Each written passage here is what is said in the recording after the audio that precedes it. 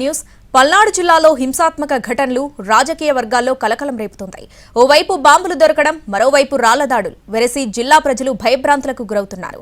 దీంతో పోలింగ్ రోజున పల్నాడు ప్రాంతంలో, ముఖ్యంగా మాచర్ల ప్రాంతంలో ఎప్పుడు ఏం జరుగుతుందో అన్న టెన్షన్ నెలకొని ఉంటాయి.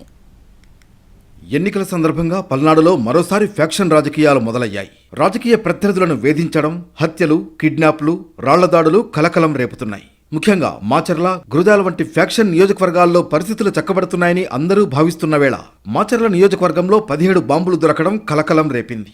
బాంబులతో పాటు భారీగా మారణాయుధాలు కూడా దొరకడంతో పలనాడులో పెద్ద ఎత్తున చర్చ జరుగుతోంది. ఈ బాంబులు, ఈ మారణాయుధాలు ఎందుకు వచ్చాయి, ఎక్కడి నుంచి వచ్చాయి, ఎవరు తీసుకొచ్చారు అన్న రీతిన చర్చలు మొదలయ్యాయి. దుర్గి మండలం జగమేశ్వరపురంలో దొరికిన 17 బాంబులు, మారణాయుధాలు కలకలం సృష్టిస్తే వెల్దుర్తి మండలం అడిగొప్పలలో వైసీపీ నాయకులపై జరిగిన దాడి రాజకీయంగా మరింత ఉద్రిక్తతను పెంచింది. దీంతో ఈసీ ఇక్కడ పెద్ద ఎత్తున కేంద్ర బలగాలను మోహరించింది. మాచర్ల ప్రాంతంలో ప్రశాంత వాతావరణంలో ఎన్నికలు నిర్వహిస్తామని ఈసీ ప్రతినిధులు తెలిపారు. మరోవైపు కేంద్ర ఎన్నికల సంఘం కూడా మాచర్ల నియోజకవర్గంపై ప్రత్యేక దృష్టి పెట్టింది.